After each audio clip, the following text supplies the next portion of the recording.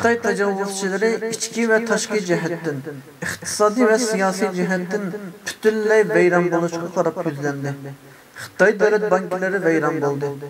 Xitoy xalqi bankada qo'ygan pullarini ololmay, Xitoy hukumatiga qarshi qattiq norozilik namoyishi olib bordi.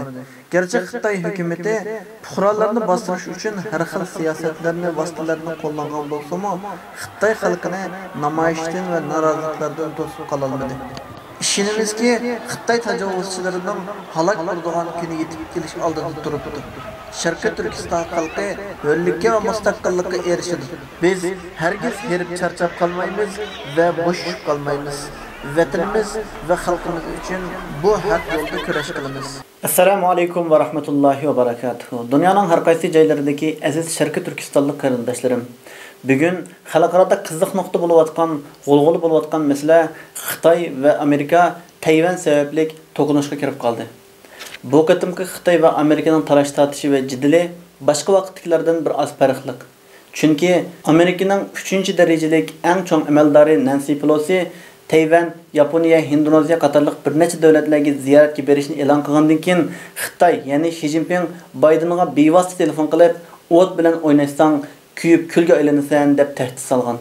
Ve onundan keyin Xitoyning matbuotlari agar Nancy Pelosi haqiqatan Tayvanga ziyorat qilib kelib qolsa, uning aeroplanini etib tushirib o'tamiz deb tahdid solgan. Xitoy bu xabarlarni e'lon qilgandan keyin Tayvanga takriban 100 kilometr keladigan bir oraliqda ras qurollarni ishlatish va ras bombalarni ishlatish orqali Tayvanni ishg'ol qilish manevri ilib bordi. Şunun bilan Amerika mo ciddi holatda Tayvanni qo'g'lash uchun Tayvanga nurg'unlagan urush paraxodlari va urush aeroplanlarini avatdi.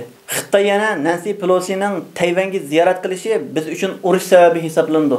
Ya'ni Nancy Pelosi Tayvanni ziyorat qilsa, biz Amerikaga urush ochmaymiz deb e'lon qildi. Chunki Xitoylarning nazarida Tayvan Xitoyning bir parchasi, mustaqil davlat emas. Agar Amerika Tayvanni mustaqil davlat hisoblab Tayvanga ziyorat ilib borsa, ya'ni Tayvanning mustaqilligini e'tirof qilsa, biz Amerika bilan urushga tayyor deb e'lon qildi. Nancy Pelosi Amerikadagi Xitoyni eng chong dushman deb hisoblanadigan, Xitoydan nafratlanadigan eng chong amaldorlardan birisi. Baydenning muxbirlarga aytishicha, Amerikadagi askariy qurolli kuchlar Nancy Pelosining Tayvanga ziyorat qilishiga qarshi chiqqan. Shundaqdimi Nancy Pelosi xonim Tayvanga ziyorat qilganligini aytgan. Xalqarodagi analizchilar agar haqiqatan Nancy Pelosi xonim Tayvanga ziyorat qilishdan voz kechsa, Amerikaning Xitoyga bosh ekanligini ifodalaydi.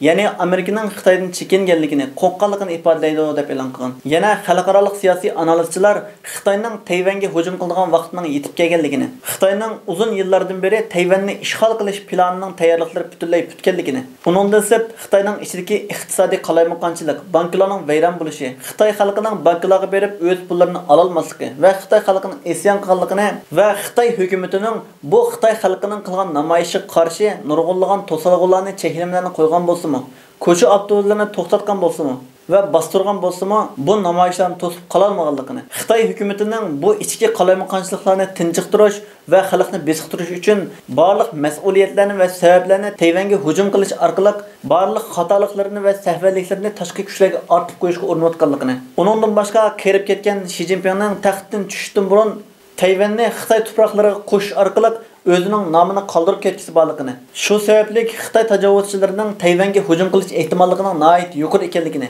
eng kechikandimi bu yil 13-oyga qadar Tayvanni ishg'ol qilish urushini boshlatganligini e'lon qilmoqda. Yana uningdan boshqa agar Xitoy tajovuzchilari rostila Tayvanga hujum qilib qolsa, bu 3-dunyo urushining boshlanishi ekanligini, Tayvanga ittifoqdosh bo'lgan Amerika, Yaponiya va uningdan boshqa nechilagan davlatlarning Xitoyga qarshi Tayvanga yordam berganligini, uningdan boshqa davlat halqigan sirliq kuchlarning 3-dunyo urushini boshlatish uchun dunyoning farqli yerlarida o'z kuchlarini, istixborotlarini ishlatish orqali davlatlarni bir-birisiga qarata kuch kiritib, ziddiyat paydo qilayotganligini e'lon qilishmoqda. Buningdan 2 kun burun Serbiston Kosovo davlatini o'z tuproqlari ekanligini da'vo qilib, Kosovoda yashayotgan serbiyalarni kuch kiritish orqali u yerda ichki qalaymoqonchilik paydo qilgan. Kosovo jiddiy vaziyat e'lon qilib, urush boshlanish signali chalmoqda. Ve onundan başka Türkiye, Yunanistan oturusunda ciddi halet şekillenmekte. Dünyanın her qaysı devletlerinde yaşayotgan barliq Sharqiy Turkistonlik qarindoshlarımning xalqarodagi qiziq nuqtalarni ve ciddi o'zgarishlarni yaxshi kuzatish va analiz qilish orqali Sharqiy Turkistonning mustaqillik ko'rishini, shuning qarta shakllantirishni va taraqqiy qildirishni umid qilaman. Ko'rishgacha omon bo'lgaysizlar. Allohga omonat.